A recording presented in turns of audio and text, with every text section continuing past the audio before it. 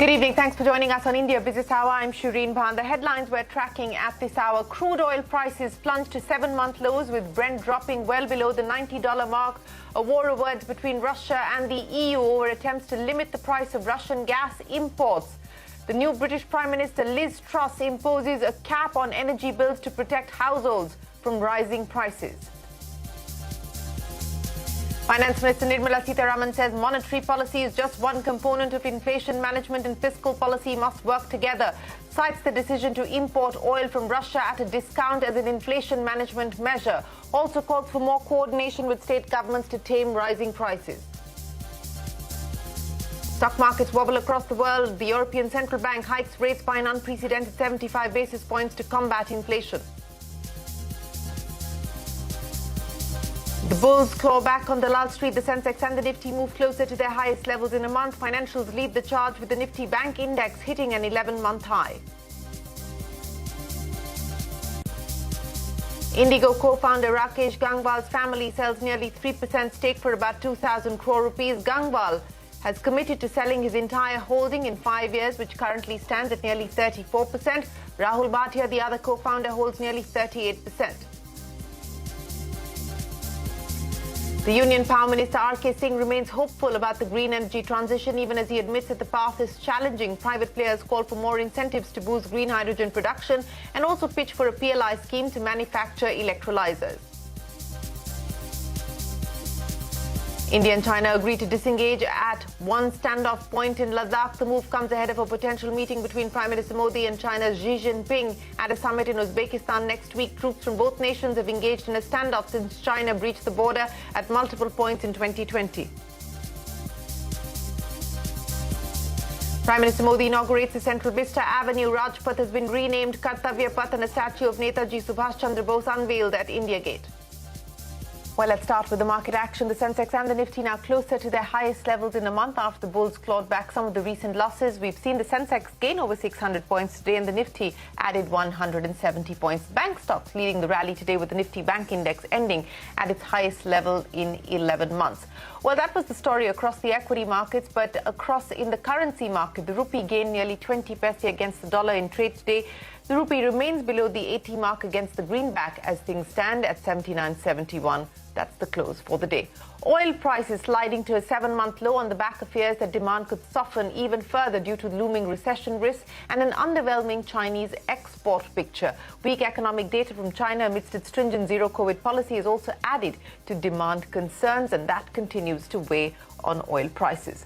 The EU is staring at an unpredictable winter as it braces to impose a price cap on Russian gas in a bid to cut Vladimir Putin's revenue source as the war in Ukraine nears 200 days.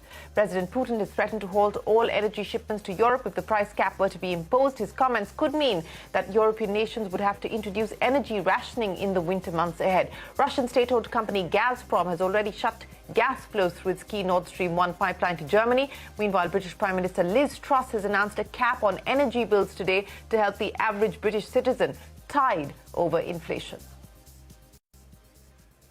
This government is moving immediately to introduce a new energy price guarantee that will give people certainty on energy bills. From the 1st of October, a typical household will pay no more than £2,500 per year for each of the next 2 years while we get the energy market back on track.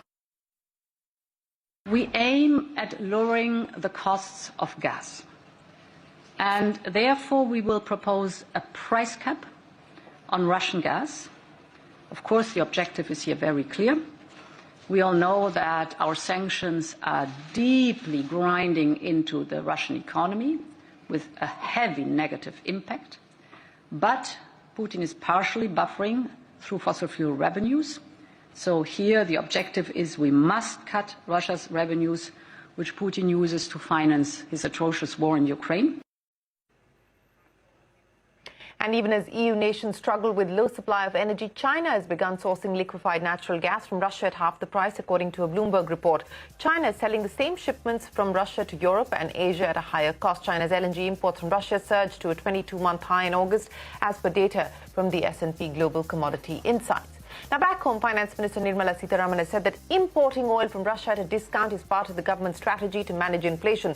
She said that monetary policy is not the only tool to tame inflation and that the RBI will have to be more synchronized. She also called for coordination with state governments to tackle rising prices. Take a look. I respect the Prime Minister for his courage on this. Get it from Russia. Get it from Russia because they are willing to give you at discount. I give credit to the statesmanship of the Prime Minister to make sure globally that we did keep our relationship with all countries, but yet managed to get the Russian fuel, which is what Japan is doing today, which is what probably Italy and some other countries are doing. So sanctions, wherever they are, sanctions, but countries are finding their own way to get that very Russian fuel, Russian gas. That also is a part of the inflation management. Reserve Bank will have to synchronize somewhat. May not be as much synchronized as the other Western developed countries would do. I'm not prescribing anything to the Reserve Bank. Let me be careful here. I'm not giving any forward direction to Reserve Bank. But it is the truth that India's solution to handling the economy, part of which is handling inflation also, is an exercise where the fiscal policy, together with the monetary policy, has to work. Well, that's the Finance Minister. And speaking of inflation and central banks, the European Central Bank has hiked its key policy rate by 75 basis points. This is in line with what the markets were expecting. The ECB expects inflation in the Eurozone to breach 8% this year. The big corporate story: Indigo co-founder Rakesh Gangwal and family have sold nearly 3% of their stake in the airline for 2,000 crore rupees. This comes months after Gangwal stepped down from the board and declared that he will pare his stake in the company. The Gangwal family now hold around 34% stake in Interglobe Aviation. That's the holding company that runs Indigo. Sonia is standing by to take us through what happens from here on. Sonia, the Gangwal family paring down its stake just as Rakesh Gangwal said they would, a step forward in ending the 4-year-long tussle between the promoters. Well, thanks a lot for that. So 7 months after stepping down from the Indigo Aviation board and stating that he would sell his entire holding over a period of 5 years, the co-founder of Interglobe Aviation, Rakesh Gangwal, and his family have now started the process of selling their stake in Indigo. The Gangwal family today sold 2.8% stake in Indigo for 2,000 crores. Remember, the co-founder Rakesh Gangwal and his wife Shobha Gangwal together own 23% stake in Indigo as on June 2022. Now, the Gangwal family trust and cumulatively owns about 36.6% stake in Interglobe Aviation. And Rakesh Gangwal had indicated that he would sell his entire holding over a period of 5 years. Now, the stake sale today was possible after the modification in the Articles of Association, which allowed the sale of shares by promoters without seeking the approval from the other. But what this does is puts to end years of dispute between the promoters. Post the stake sale, Gangwal's holding will be down to about 33.8%, while Rahul Bhatia, who's the other co-founder, will continue to hold 37.8% of the airline. Sonia, many thanks. The Union Cabinet has cut the licence fee for railway land to 1.5% from the earlier 6%. The lease period has also been increased to 35 years. Railway Minister Ashwini Vaishnav clarifying that increasing the licensing period will attract more investments, also adding that all companies, including Container Corporation, will have to enter via a competitive bidding process to avail of the new licence fee. Take a look. 5 साल को अगर हम ठीक कर दें, we give it a certain 35 years का period, right? 35 years का एक period दे दें और एक clearly defined formula बना दें, तो बहुत सारे लोग रेलवे के साथ जुड़ के अपने मल्टीमोडल कार्गो टर्मिनल्स बनाएंगे. कोई कॉन्कोर्स से स्पेसिफिक ट्रीटमेंट नहीं है. This policy is a general policy for every participant in the logistics sector. किसी भी स्पेसिफिक किसी कंपनी के लिए नहीं है. That's the Railway Minister. In other news, broadcast service provider Tata Play, which was previously known as Tata Sky, is facing profiteering allegations. The National Anti-Profiteering Authority accuses the company of making undue gains worth 450 crore rupees by not passing on the input tax credit benefits to its consumers. In an order issued on the 6th of August, the NAA has said the company made these gains during the period of July 2017 to January 2021. The company has been asked to deposit the amount in the Consumer Welfare Fund along with 18% interest.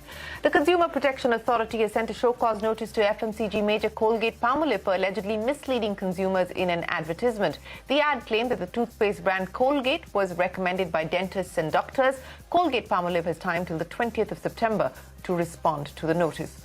Auto sales in August saw growth of 8%, below expectations. The growth in the pre-COVID period was 15%. India's auto dealers blame price hikes in the monsoon as one of the reasons that restricted consumer movement. But there was a silver lining. Passenger vehicles growth was 41% compared to the pre-COVID period. Commercial vehicle sales also saw 6% growth, but sales of two-wheelers, three-wheelers and tractors have seen a steady decline in growth. We see a definite positive trend in increasing numbers of two-wheeler. As you can see in the year-to-year basis, there's a positive trend. The numbers for the festive season for two-wheeler, we see a definite growth happening there.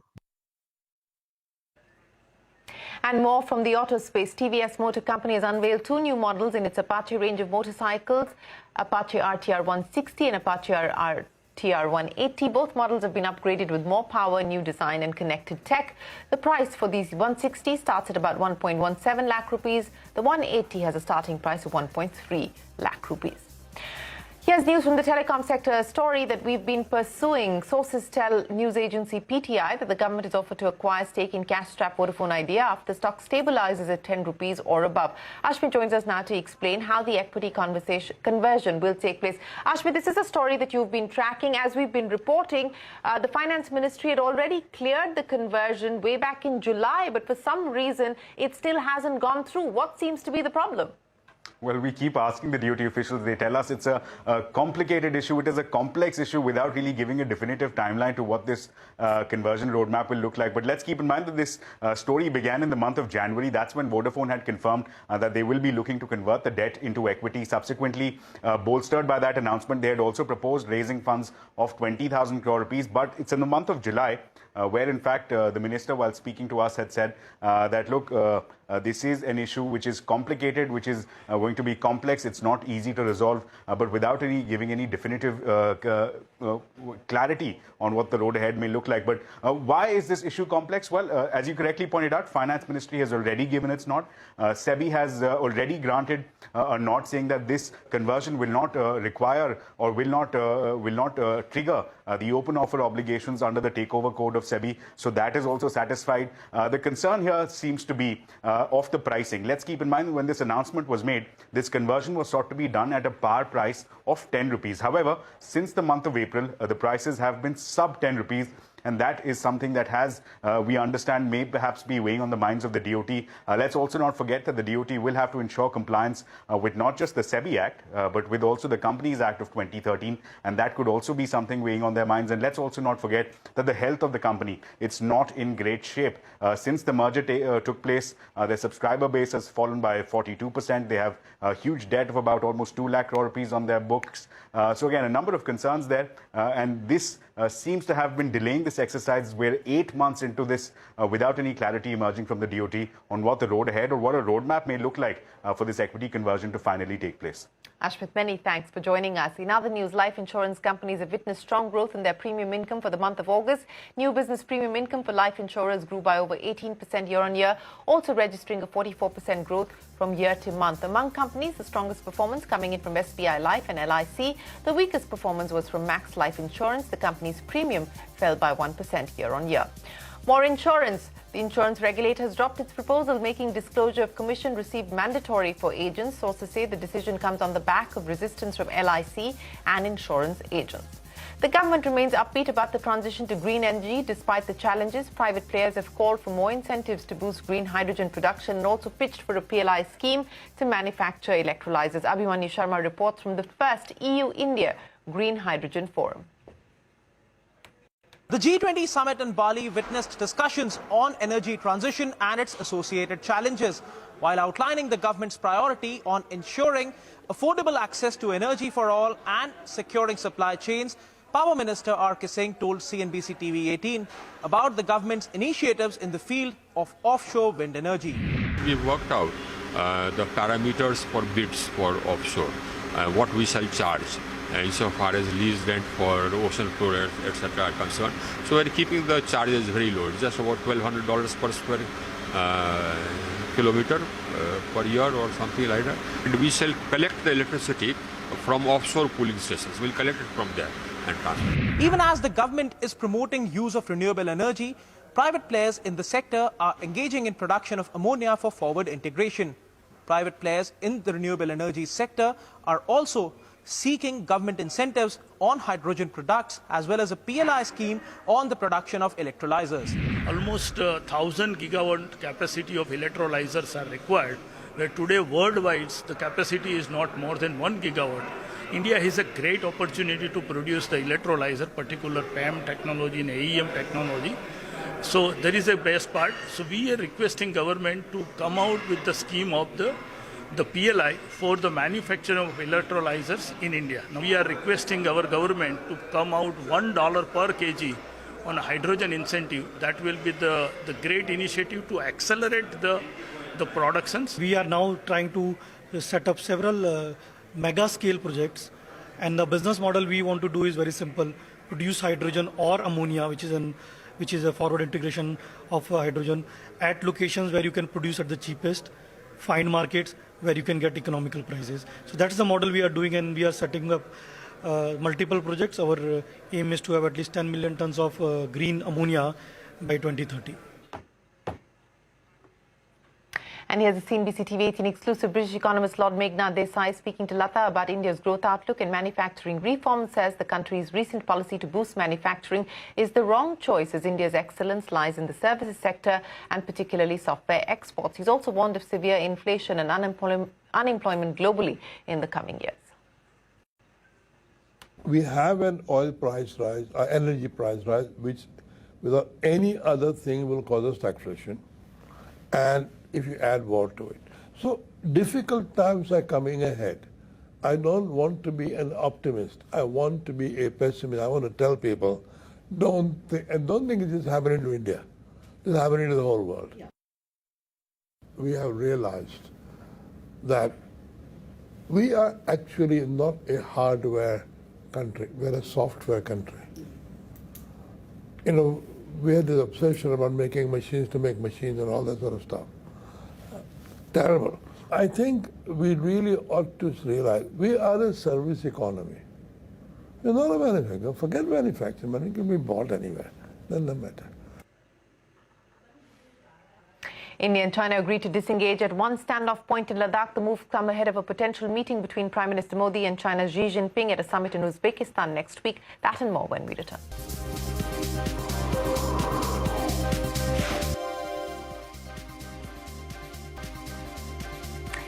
Well, breakthrough in the long-standing India-China border dispute, Indian and Chinese troops to begin disengagement at one standoff point in Ladakh. The development comes ahead of a potential meeting between Prime Minister Modi and Xi Jinping in Uzbekistan. Parikshit is standing by with more. Parikshit, both troops on both sides to disengage in the fourth standoff point, but friction remains in few other spots. Well, this seems to be a very significant development that has taken place since the Galwan clashes took place in June 2020.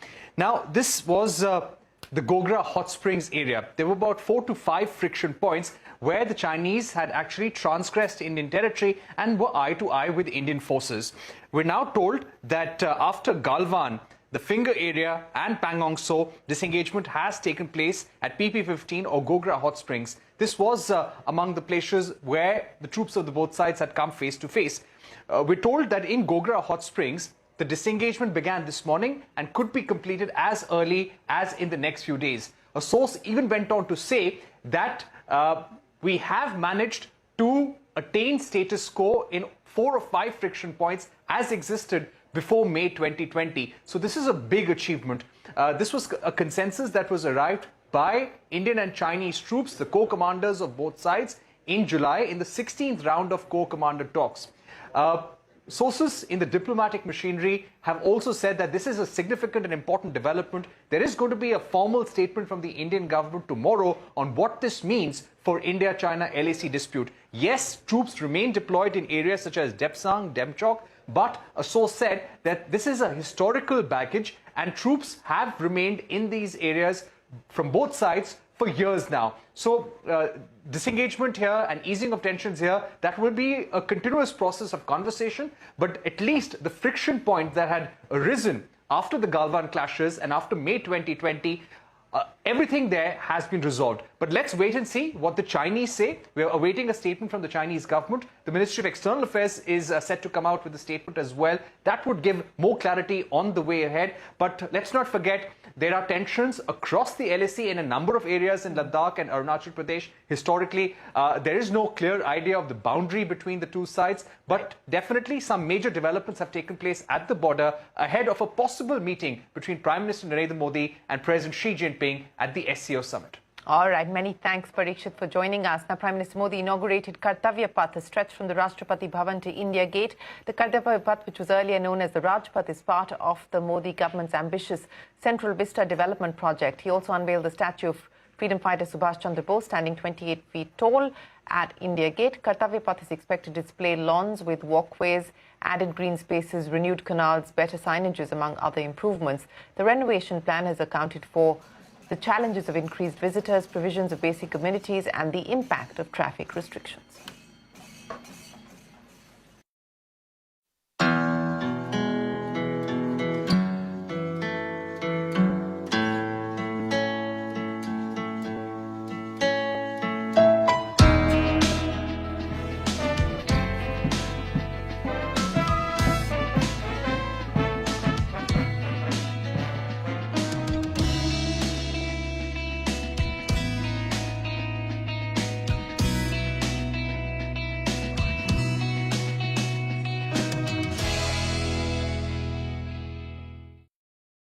And let's take a look at the key developments from the startup space. Andati Ramanan standing by with the wrap. Aru.